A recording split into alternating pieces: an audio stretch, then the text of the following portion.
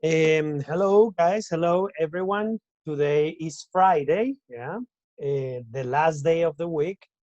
And we have today the last class of the week and the last activities, okay, related to the syllabus, all right? So welcome to your virtual class one more time. And I hope you are okay today. Today is raining, yeah. It's a very cold day. And well, I hope you are doing well in your houses, taking care of yourself or working, whatever you are doing. So take care. All right, I'm gonna share the screen like I always do in the classes, you know. Okay. The topics for today, the topics for today are related with the present perfect tense. Okay. And we are going to learn some expressions, okay, with present perfect related with ever, never, yet, already, before. And also we are going to do like a short reading and listening activity, okay? So let's begin, right? Okay, so hello guys. Today we are going to talk about the present perfect with the expressions yet, already, never, ever, and before, okay? So let's begin with the present perfect and the times expressions, okay? Very quick. We are going to remember, like very quick, what is the grammar structure of the present perfect, okay? Remember, you check the present perfect in level 5, present perfect in level 5, and in level 4, I think so, okay? But so a very quick review, all right? Remember, the present perfect is used to describe indefinite actions in the past or to describe an activity that starts in the past and continues in the present, okay? In the present perfect, it's necessary to use the auxiliary have or has depending of the subject.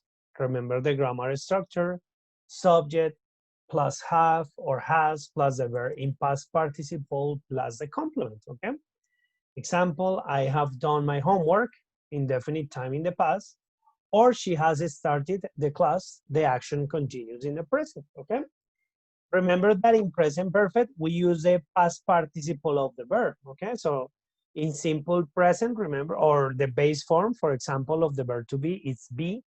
The simple past for the verb to be is was, were, and the past participle is been, okay? So remember, these are irregular verbs, okay? All right, just a quick review, ¿no? Como un repasito rápido del presente perfecto que ya lo han visto, okay? All right, so remember the structure. Vamos a lo que nos corresponde hoy, okay? Let's check now how to use these expressions. Vamos a ver cómo se usan estas expresiones yet, ever, never, already, and before with present perfect, okay? With the present perfect, all right? So I put here a little translation of of these expressions. For example, ever, the expression ever in Spanish is alguna vez o nunca, depending of the sentence, depende de la oración. Okay? Never, nunca, is the only meaning. No hay más significados. Already, ya. Yet, ya o aún, depending also of the sentence. And before, and, okay? So, all right, so these sentences are possible to use with the present perfect, but we have to check how to use them, okay? Because not all the sentences, no, sorry, not all the expressions can be used with all the sentences, okay? So let's check. Number one, the expression ever, like I say before, alguna vez o nunca, ¿no? Depending of the sentence, ya vamos a mirar.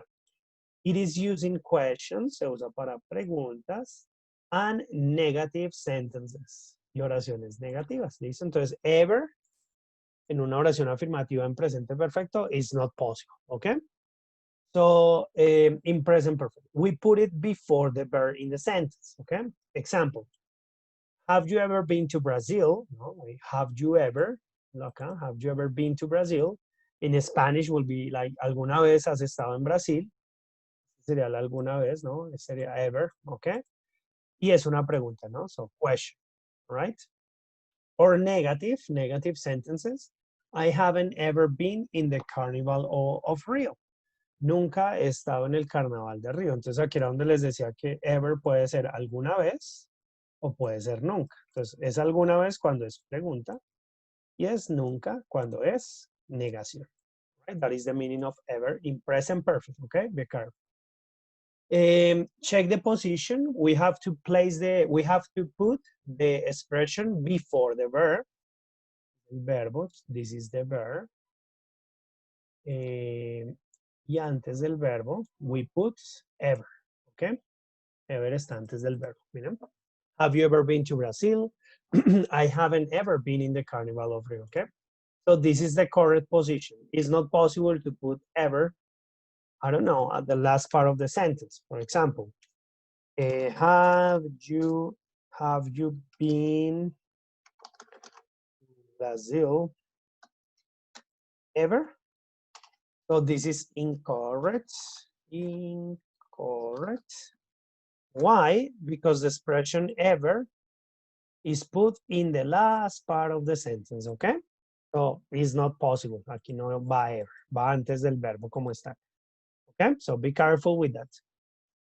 Póngalo en rojo ahí para que sepan que está incorrect. Okay. Y este en negrito para que sepan que es por el ever. Listen, okay, very good. All right, continue. The expression never, in Spanish, nunca, it is used in affirmative sentences. However, the context is negative. We put it before the verb in the sentence, okay? So the structure, be careful, never, the expression never means nunca. So the expression is necessary to use in affirmative structures of the sentence. But the context is negative because never is something negative, okay? So, example, I have never drunk chicha, nunca he tomado chicha, okay? Or he has never traveled to China, él nunca ha viajado a China, okay? Check, the structure is affirmative, affirmative structure, but the context is negative, okay? So, for example, it's not possible to say this. I haven't never. Ahí ya me lo subraya el corrector, que eso está. I haven't never. Es imposible. ¿Listo? Eso no se puede. It's incorrect.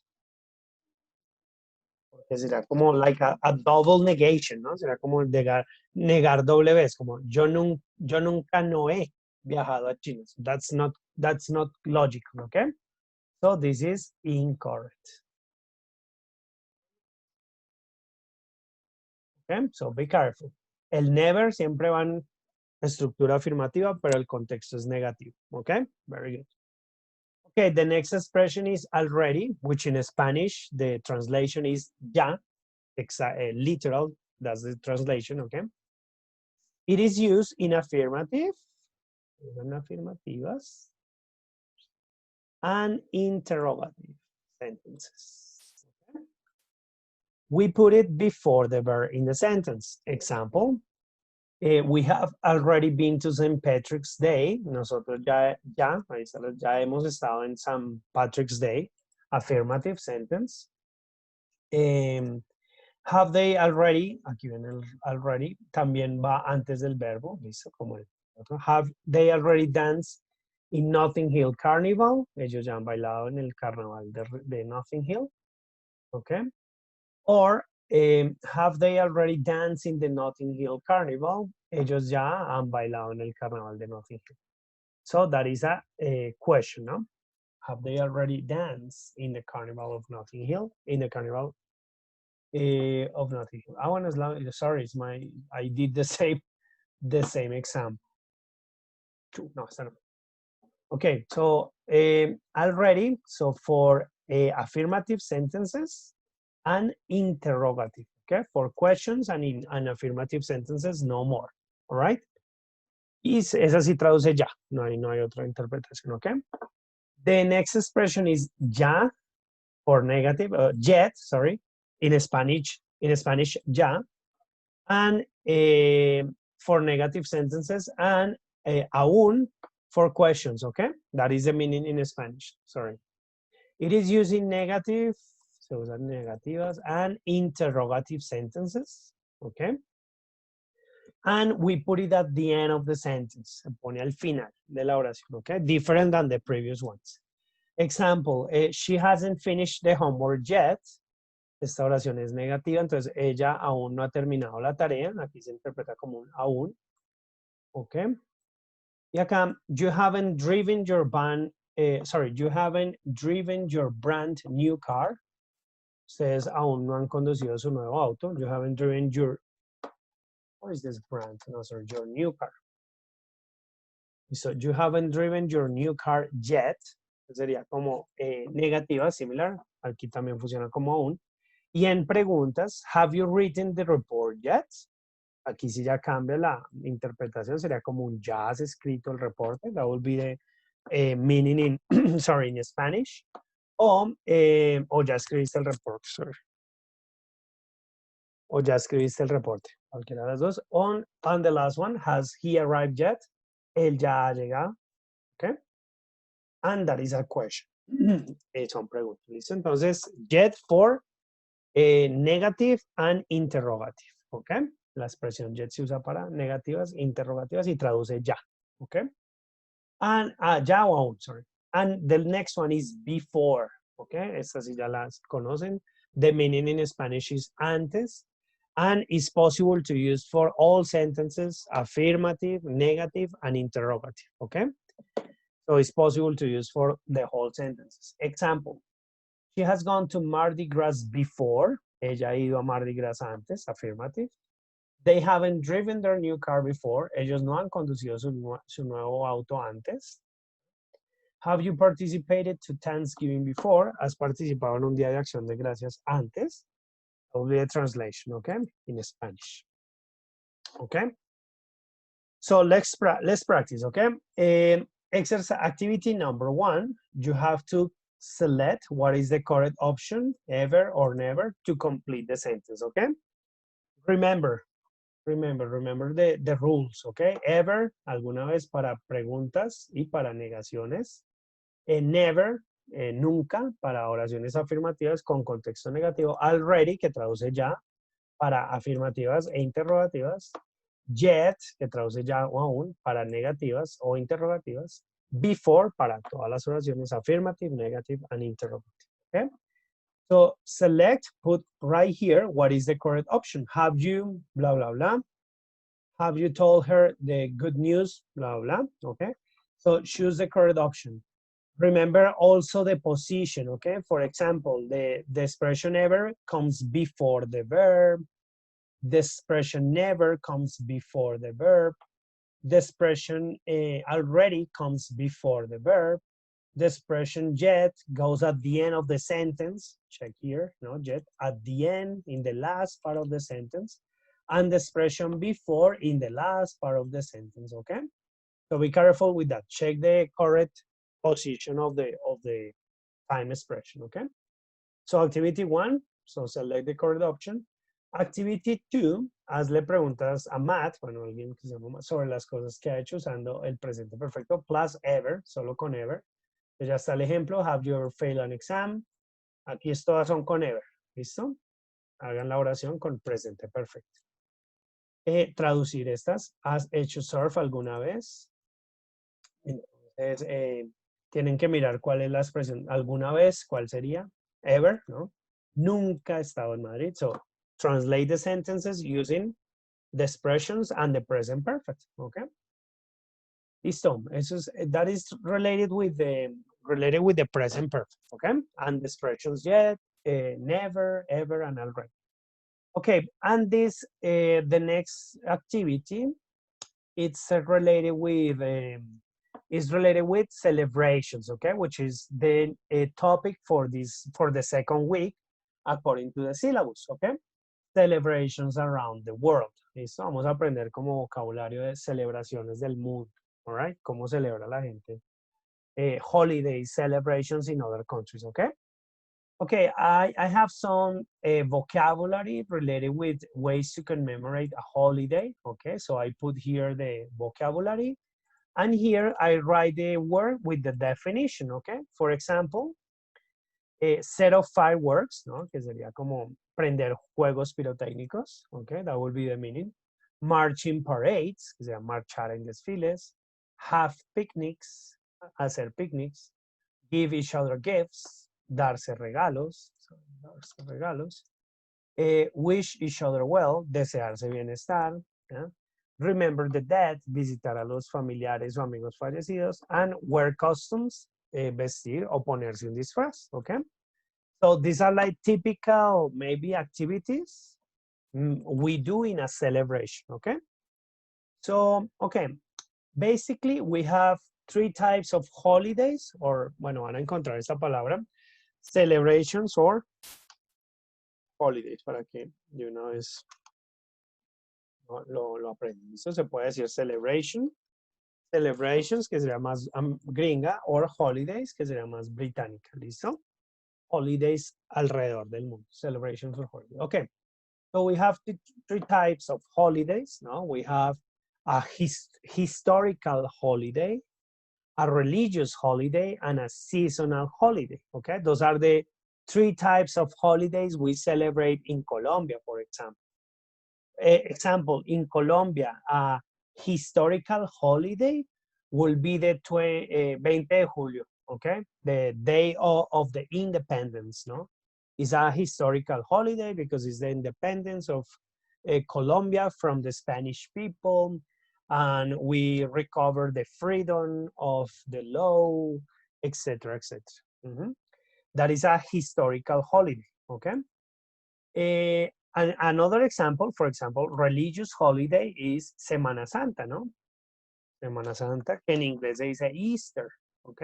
Se dice Easter, ¿listo? La Semana Santa sería religious holiday, of course, una celebración religiosa. And seasonal holiday, well, in Colombia we don't have seasons, ¿no? No tenemos ni summer, ni winter, we don't have seasons in Colombia. But maybe we can say that a seasonal holiday is Halloween, because we celebrate Halloween in October, and maybe it could be seasonal, okay? So that is a kind of the three types of holidays we can celebrate. In Colombia, the most typical one is the religious holiday, no? We have the celebration of the Virgin of no, well, all the virgins that exist in Colombia, no? Carmen, the celebration of the Virgin of Carmen, the celebration of the Virgin of Fatima. So every time we have celebrations, religious celebrations, okay? That's why we have a lot of bank holidays, no? A lot of day offs in Colombia because of the religious, which is incredible. Okay? Bueno, vamos a hacer un ejercicio de listening, eso que no hemos hecho. Okay, vamos a hacer este listening, ¿listo? Entonces, you're gonna listen three holidays: Mardi Gras, the Bastille Day, and the Sagansar. Okay, Mardi Gras in the United States, the Bastille Day in France, and Sagansar in Mongolia. Okay, so you listen the recording that I'm going to send beside the homework on Google Classroom. So listen and complete. Type of holiday, Mardi Gras. Entonces, ¿qué tipo de celebración es? Historical, religious, or seasonal. O sea, colocan, no sé, historical. Okay? Bueno, es un example. Pero eso tienen que colocarlo con lo que escuchen en el audio, ¿ok? What people do to celebrate. Entonces vamos a repasar este vocabulario. Aquí les va a aparecer qué hace la gente para celebrar. Entonces ahí anotan, escuchan y dicen, ok, la gente, people have picnics, people march in parades, people send cards, people pray. Bueno, aquí se me olvidó eso. Sorry, guys, my mistake. Me faltó send cards.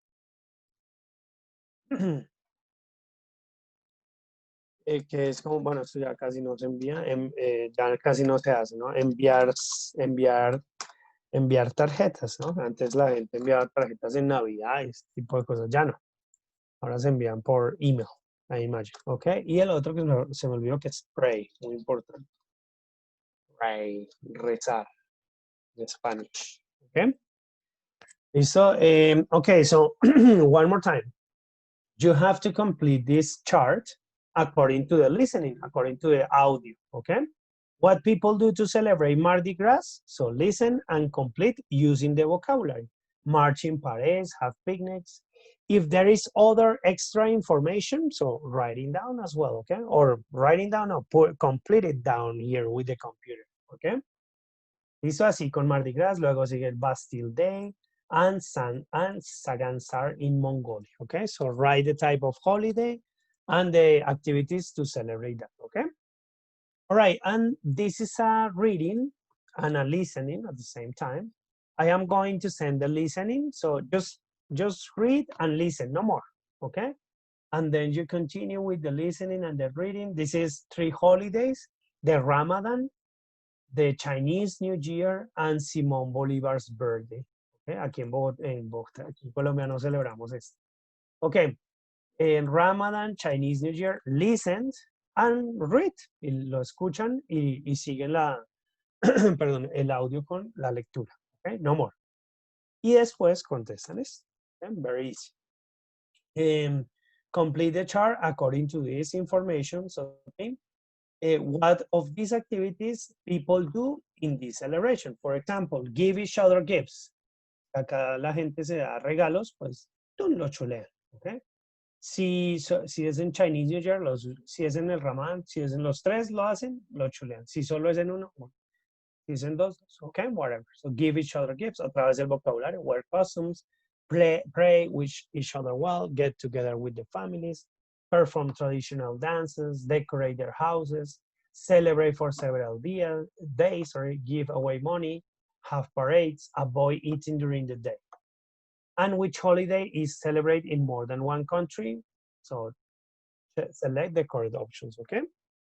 And finally, for today, you have to complete this information, okay?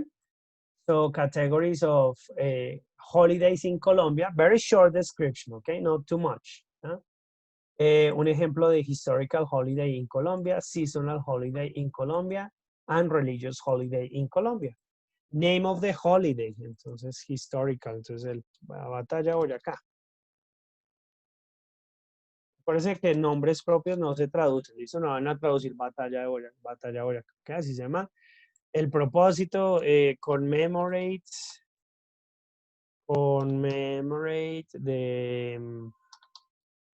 the victory of Simón Bolívar, ¿no? Of Simón Bolívar in this place. Oh, en este lugar, ¿ok? Seasonal, okay, typical food. No hay typical music. Se pone como digamos que el himno nacional, national anthem. Ya les dije cómo se dice himno nacional. Typical clothing. Well, yes.